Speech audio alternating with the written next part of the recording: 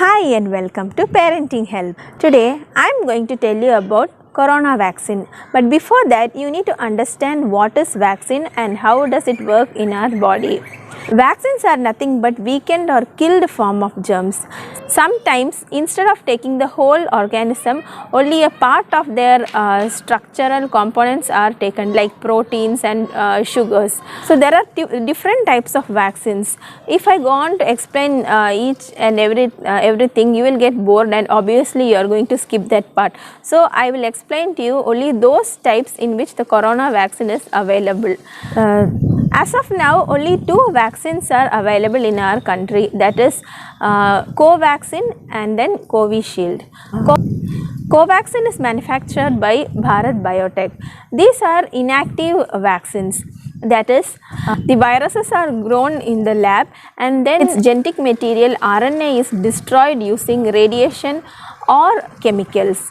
RNA is the most important part of a viral structure. The other structures are just for covering and protecting this RNA. So a virus needs this RNA to replicate inside its host cell. Replication is the special capacity of the virus to make multiple copies of itself at the same time. Just like the way we make multiple Xerox copies of the same documents using the Xerox machine. The next is Covishield. Covishield is manufactured by Serum Institute of India in collaboration with AstraZeneca. This is a type of genetically modified vaccine. That is, viruses, a type of virus called adenoviruses are isolated from chimpanzees and they are genetically modified to look like coronavirus. These are sort of weakened germs that cannot replicate and infect the receiver to a great extent. Discussions are going on to introduce Russia's Sputnik V and Pfizer's vaccine in our country, but so far it has not been finalized. I mean, till this video was published. But anyway, I will tell you what type of vaccines these are. Sputnik V is something similar to that of Covishield, where a different type of viruses, not coronavirus, a different type of virus also called adenovirus are used as a container to deliver this coronavirus RNA to the host cell. This vaccine is given in 2 doses, and the first dose uses one type of adenovirus and the second type uses another type of adenovirus. So manufacturers claim that by giving 2 doses of vaccine with different viruses, then a person's immunity will be much more stronger. Pfizer's vaccine uses a messenger RNA. Messenger RNA is nothing but a type of RNA that instructs the host cell to produce a type of protein. That's it. What does the vaccines do, or how does it work? When these vaccines or killed or weakened germs or its body components enters our bloodstream, our body identifies it as a foreign object and it instructs our immune system, that is white blood cells, to produce antibodies to destroy it. So what our white blood cells does is that it studies this foreign object, so what type of protein it is and how to destroy it. It studies and then it produces a customized protein in order to destroy these viruses. So these customized proteins are called antibodies. So this takes some time. According to World Health Organization, it takes 2 weeks, that is around 14 days, for a person to develop immunity against coronavirus after receiving the vaccine. So this happens only only when you are first exposed to the antigen, that is the virus.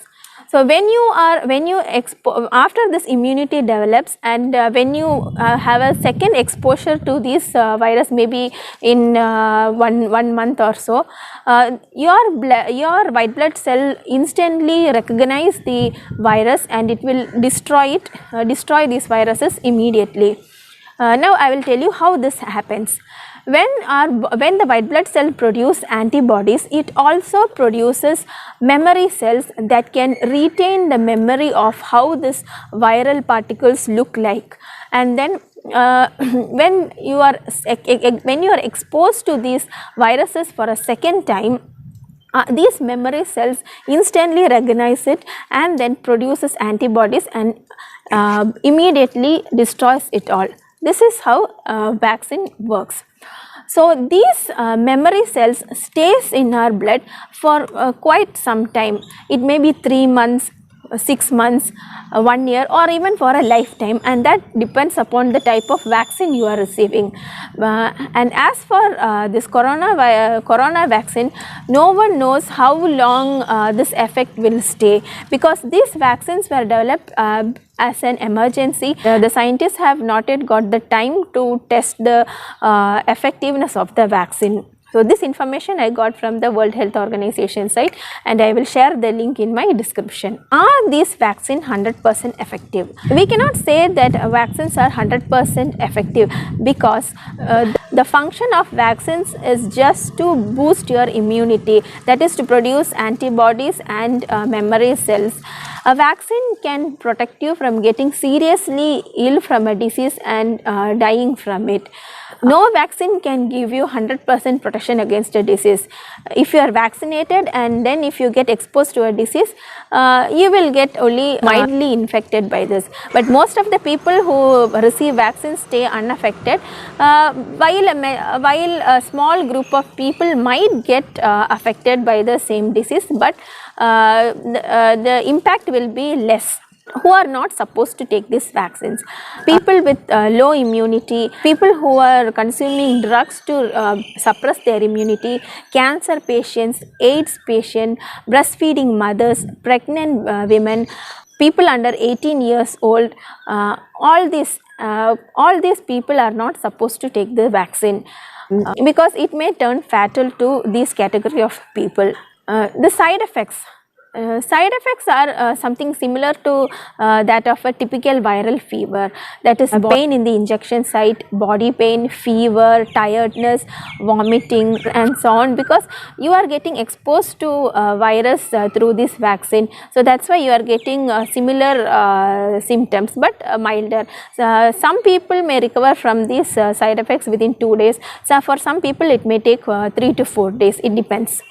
Now coming to the most important and most frequently asked question: are vaccines safe? In my opinion, we cannot say that vaccines are completely unsafe or safe, because the safety of vaccine depends upon various factors. We can take two situations here.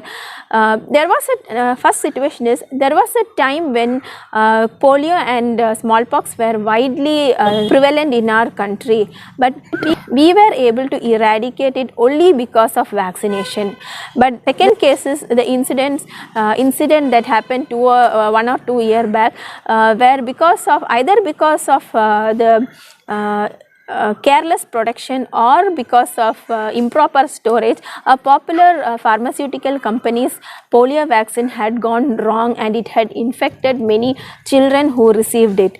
And there are so many similar other incidents in the past. So when we take all these things into consideration, we can say that the safety of vaccines depends upon 3 factors. That's in my opinion. That is, number 1 is the nature of the person receiving the vaccine. Earlier I told you a list of people who are not supposed to take vaccine. So people coming in that list, the vaccines are unsafe for them. And then if a person with some underlying disease, or if a person who is ignorant about the fact that he is affected by some kind of disease, and if he goes and takes this vaccination vaccination may turn unsafe for him. The second is the manufacturing company. If the manufacturing company doesn't manufacture these vaccine under strict conditions, then the vaccines may turn fatal. That is, if there are no proper inspection done after whether the organisms are completely destroyed, or in case of inactive vaccines, or if the germs are not completely weakened in case of weakened vaccines. If the company doesn't inspect it properly, then the vaccine might turn unsafe. Here what you can do is you can just Google and see for any history of these companies' vaccines going wrong. Now the third is improper storage. Generally vaccines have to be stored under strict sterile conditions and under some particular temperature. So if the vaccines are not stored properly under the right temperature, then the viruses will regain its complete infecting potential, and the vaccine will turn fatal to the receiver. So all these factors, that is the receiver's body condition, the manufacturing company's history, and the conditions under which the vaccines are stored, all these factors determines the safety of a vaccine. I hope all your doubts regarding vaccines are cleared now. If you have any doubts, please comment. If you like the video, please click the like button. I have shared the links from which I have taken the reference. Please go to these links and check out the ingredients of these vaccines, because only then you will know if you are allergic to any ingredients in these vaccines. If you are interested in watching more health related and parenting related videos, please subscribe to my channel and click the bell icon. Thank you for watching.